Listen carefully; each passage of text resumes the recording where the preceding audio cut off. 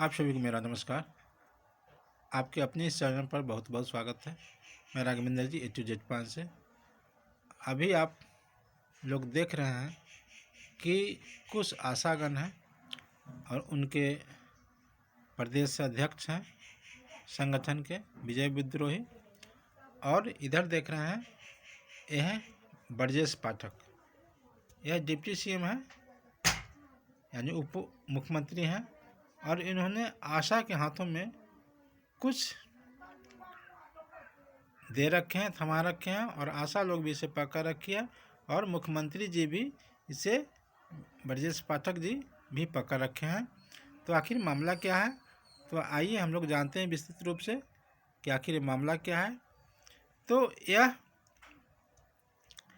जो मांग पत्र था और आश्वासन पत्र जो है, यह मिली जुली है। इसमें ब्रजेश पाठक जो मुख्यमंत्री हैं, यह आशाओं की मांग को स्वीकृत किया है और अपना मुहर लगाया है, और इस तरह से आशाओं के तरफ से जो हड़ताल चली आ रही थी लगभग 56 दिनों से, वह समाप्त हो चुकी है। और यह मुख्यमंत्री उप मुख्यमंत्री के द्वारा इनके 14 मांग को में से 12 मांग को बिल्कुल मान लिया गया है, और 2 मांग को भी आंशिक रूप से माना गया है, और आश्वासन दिया गया है मुख्यमंत्री उप मुख्यमंत्री की तरफ से कि इसे भी आप लोग को जल्द ही पूरा कर दिया जाएगा। और राज्य सरकार के तरफ से, केंद्र सरकार को छोड़ दीजिए, सिर्फ राज्य सरकार की तरफ से आप लोग को 10,000 तक की राशि दी जाएगी, और बाकी मांगों के साथ साथ और केंद्र राशि जो है वह अलग से जो आप लोग को मिलता है वो मिलता ही रहेगा। तो केंद्र राशि में भी मैं बता दूं कि जो पहले से मिलता था 2,000, उसे अब 3,500 कर दिया गया है स्वास्थ्य मंत्री JP नड्डा के तरफ से, और यह लागू भी हो गया है। लेकिन यह भी अभी अफसोस की बात है कि आशाओं तक यह पैसा नहीं पहुंच रहा है, नहीं मिल रहा है, क्योंकि 6 माह से आशाओं को वेतन ही नहीं मिला है।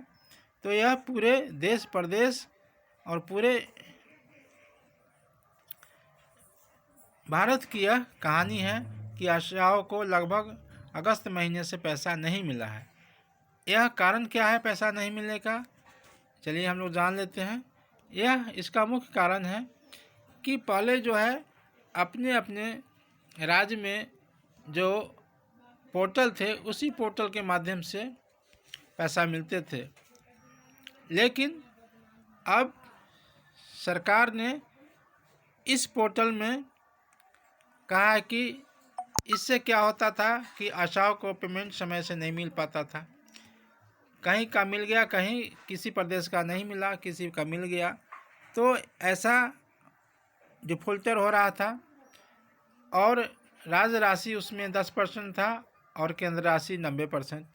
तो सरकार और राज्य सरकार मिलकर के यह तय किया, केंद्र सरकार और राज्य सरकार, कि यह जो राशि है वह 90-10 के अनुपात में नहीं, यह 60 और 40 के अनुपात में होगा, और इसमें 40% राज्य सरकार की भागीदारी होगी और 60% केंद्र सरकार की भागीदारी होगी।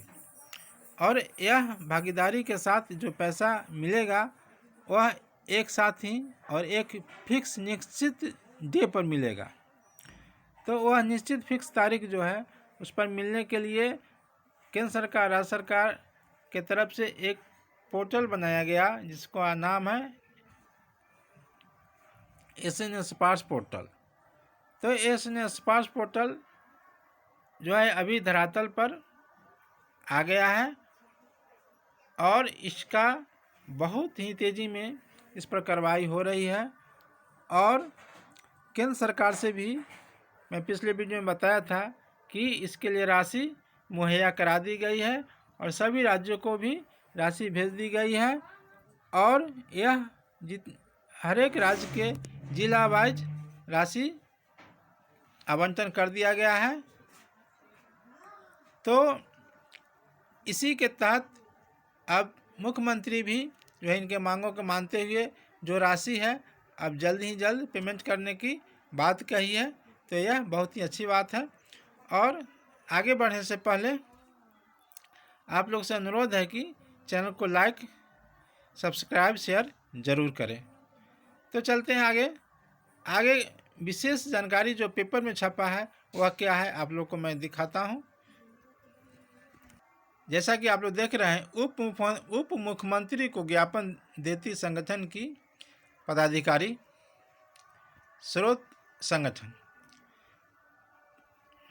पलियाकाला उत्तर प्रदेश आशा वर्कर्स यूनियन के पदाधिकारियों की उप मुख्यमंत्री ब्रजेश पाठक से मुलाकात के बाद स्थानीय आशा कार्यकर्ताओं में खुशी की लहर है।